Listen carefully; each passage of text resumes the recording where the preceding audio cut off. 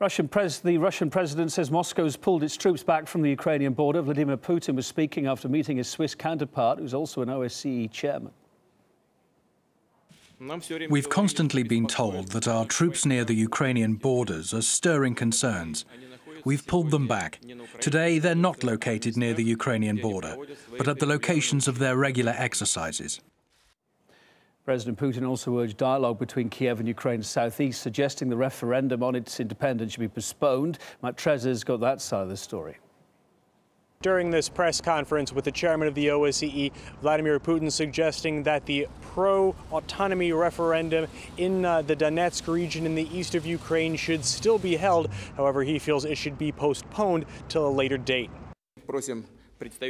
We ask the representatives of southeastern Ukraine and pro-federalization supporters to postpone the referendum on the region's autonomy, scheduled for the 11th of May this year. Putin says the West is blaming Russia when the situation in Ukraine is actually in deadlock, whereas it's the West who he claims has been supporting an illegitimate coup in Kiev.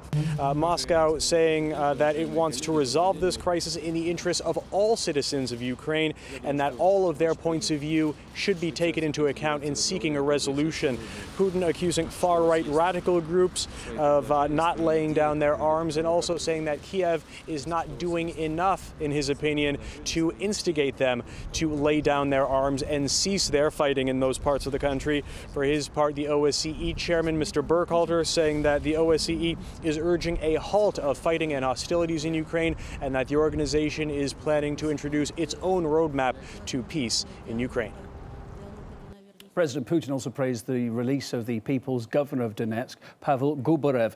He was arrested soon after he gained popularity among those seeking autonomy in the region. Gubarev's family say that they've been receiving multiple threats before his detention and were offered money for giving up political activity. Putin said the release marked a considerable step forward, adding, though, that others should also walk free. The leader of separatists in another city, Lugansk, along with many anti-Kiev activists, were also jailed and remain behind bars tonight.